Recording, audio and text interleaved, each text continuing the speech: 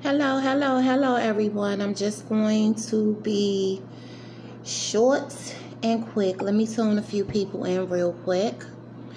I would really love for you all to, especially my Maryland residents, whether you have missing children or not, missing loved ones, please tune in tonight to this very special webinar hosted by Miss Latasha Webb, Prince George's County Leadership, elected official.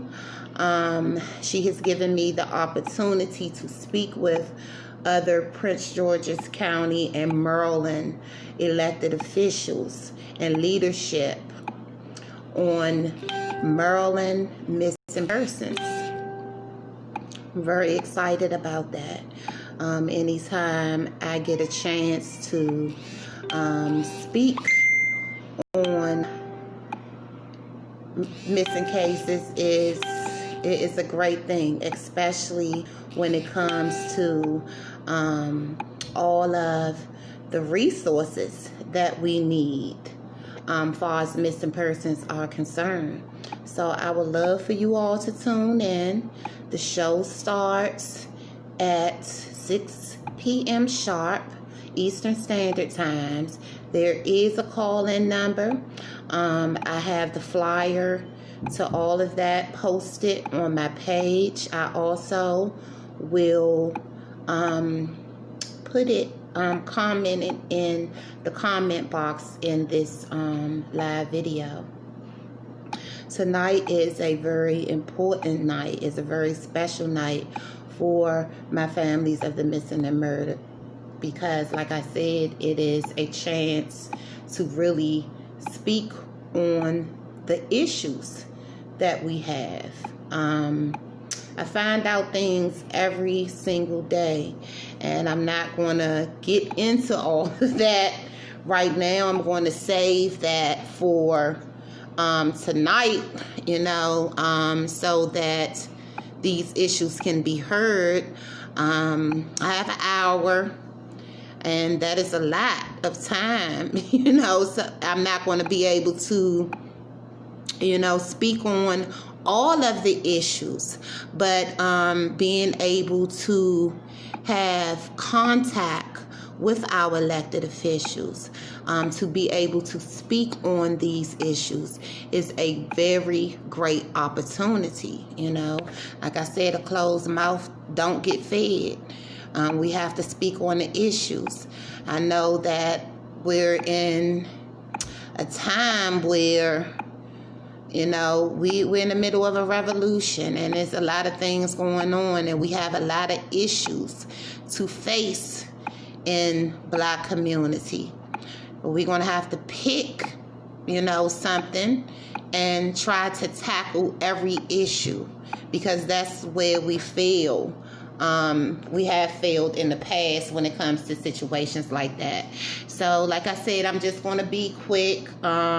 Just inviting you all to tune in tonight to the webinar on Maryland missing. Okay, we're going to get deep into missing persons and the issues surrounding missing persons in Maryland. Like I said, it's a great opportunity. Hello, Queen. I can't wait to see you on Saturday. It's going to be a great opportunity to be able to speak with our elected officials, to speak on the lack of resources that we have when it comes to missing persons, understanding the dynamics of missing persons. All of that is very important. Hey, brother, it's very important. So please, I have put the link where you all can tune in. It is tagged along this live video. So tune in tonight. Call in. Express your concerns. If you have a question to ask me far as missing persons is concerned, I would be more than happy to ask them for you. I'm just, like I said, I'm very excited to be able to be given this opportunity. to be able to talk on missing persons. It is a lot going on. There are a lot of issues that needs to be addressed, and I have been researching the different dynamics and the different things that we need far as missing persons is concerned for the past 5 years. So to actually get as far as I have gotten and be able to identify, you know, some of the problems is a great thing. But it's also a greater thing to be able to, you know, talk over these concerns with the movers and the shakers. You know what I'm saying? The ones that will be able to help provide the resources that we need far as Maryland missing persons. You know, it is being handled a lot different than a lot of states. We have a lot of challenges out here in Maryland when it comes to missing persons, a whole heap of them, and they all need to be addressed. And especially when it comes to prevention. You know, prevention when it comes to missing persons is very important. You know, to have the preventive measures, you know, brought to life, you know, for these families. Hello, Miss Sandy. So please tune in tonight. This is going to be it's a long time coming for me. I have been waiting for this opportunity for a very long time. I work with a lot of and advocate a lot of the high-profile cases out here in Maryland, Akia Eggleston being one of them. And I know the challenges that the families face when it comes to missing person and advocating for their missing loved one. So, like I said, it's a very important segment and very important Zoom meeting. First time that I have ever, you know, really been able to, I have spoken with law enforcement agencies and things like that all across the country when it comes to missing person cases, because I'm not just stuck here in the DMV area when it comes to missing person cases. I handle and advocate for missing person cases all over the country.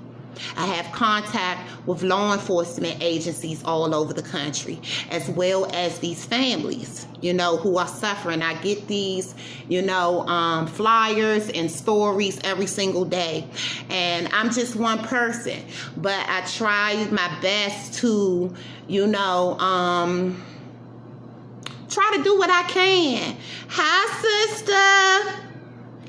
I try my best to do what I can, you know, when it comes to advocating and getting the information out and listening to what my families need, because this is why this webinar tonight is so important, because I get to express the concerns of my families, things that I have witnessed myself with advocating for these families.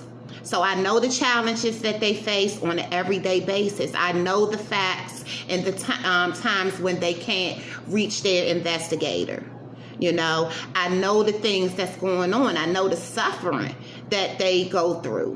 When you have children, if you have a child missing more than 24 hours, that can drive you crazy. But just imagine having a child or a loved one missing for a year or 2 years. 3 years, 4 years, you know, that is horrifying. And we do have some situations where people are found in some of the worstest situations. You know what I'm saying? So I really don't understand, you know, how come we haven't really found, you know, too many of our high-profile cases. Why do we still have this beautiful baby right here in the back of me still missing? Relisha Rudd, 6 years. Why do we have Keisha Jacobs missing 4 years? Why is Marty, you know, why did it take so long for them to find the remains of Marty William McMillan Jr.? Okay? Why is Akia Eggleston 8 months pregnant, you know, with a breached pregnancy? Why has she been missing for still 3 years without a trace? And no one has, the leads are gone cold, and so it's like, it's over with. Okay? Why do we have Why do we have Terrence Woods Jr., who is a Maryland resident who went missing in Idaho, and we don't have our Maryland law enforcement helping his family with this issue? Because Terrence was black, and because we know that there is a division when it comes to black and how they handle black cases and how they handle white cases.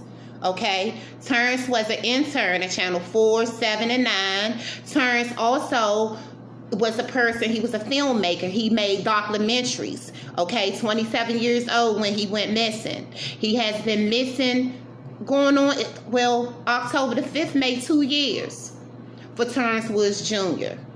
missing all the way in Idaho, but yet he's here. He is from Capitol Heights, Maryland, right here. You understand what I'm saying? And we have not been able to make contact for real with Idaho County Sheriff's Department. We have not been able to get any help from anywhere to be able to reach out to Idaho County Sheriff's Department. You understand what I'm saying? And when Terrence first went missing, I reached out to every person that I could reach out to here in the state of Maryland and still receive no help. And it's 2 years later, and Terrence is still missing. The people are not answering the phones. We can't just jump in the car and drive to Idaho whenever we feel like it. So it is many challenges that need to be looked at when it comes to missing persons, and it's something, and it's things that can be done to fix these challenges. Just like situations where we have children, young girls who repeatedly go missing. Instead of us labeling them as missing runaways or even putting the label of runaways on them at all, we first should ask, what are they running away from? And what are they running away to? And why aren't there any aftermath programs put into place to help these families to deal with these situations, because they run away again? I have gotten a phone call just a couple of days ago with a young girl who had been missing, who had been reported missing by her mother 4 times. She found her, brought her home again the 5th time, and she went missing again. And she reached out to me, even though I didn't advocate for the case, but just seeing me out here, reached out to me, and needed help with trying to find resources to help her with her daughter, to prevent her from running away again. There's nobody I can call. Nobody I can call. And DHS does not handle these cases out here unless they have assault or abuse attached to them. That's the only way that they get involved in these cases when it comes to missing girls. Okay? So there are a lot of things going on, you know what I'm saying? A lot of stuff that have been brought to my attention, and I want to voice my opinion, and I want to let my Prince George's County and Maryland elected officials know of these things. Because like I said, if we don't talk about it and we don't bring them to their attention, then how can we expect for people, to be able to fix them? First of all, you have to really know what the issues are. What the issues that you're dealing with when it comes to missing persons, because these issues vary across the country. Detroit is not dealing with the same thing in missing persons or the same issues in missing persons like Idaho might be, or like Ohio might be, okay? Or like we are dealing with right here. I know that, it takes a long time for them to compile, the numbers and the stats when it comes to missing persons.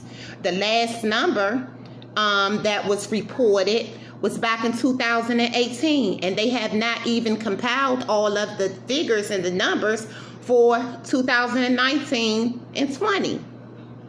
I know that every year across this country, there are more than 100,000 missing persons cases reported. Where do we stand in this? A very big place in this.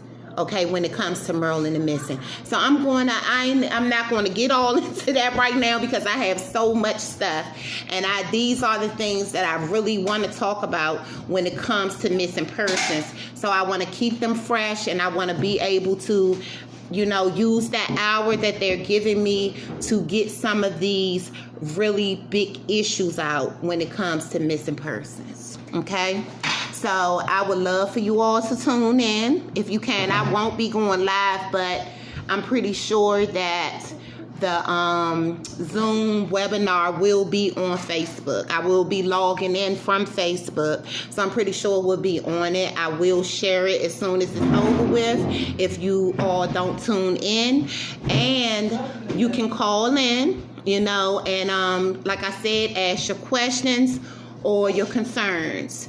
That would be great as well. But it's time to participate. Every time we have an opportunity to speak on the issues, please take advantage of that, because we don't get these opportunities a lot.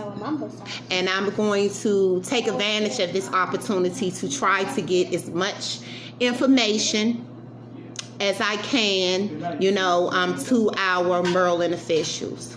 So thank you so much for giving me some of your time, and hopefully I will see you at 6:00 p.m. Eastern Standard Time for our Zoom webinar. The passcode will be Black Child.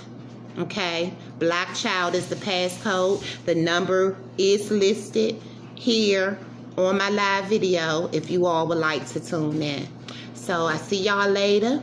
Love y'all all. Stay safe and keep that mask on, okay? Bye-bye.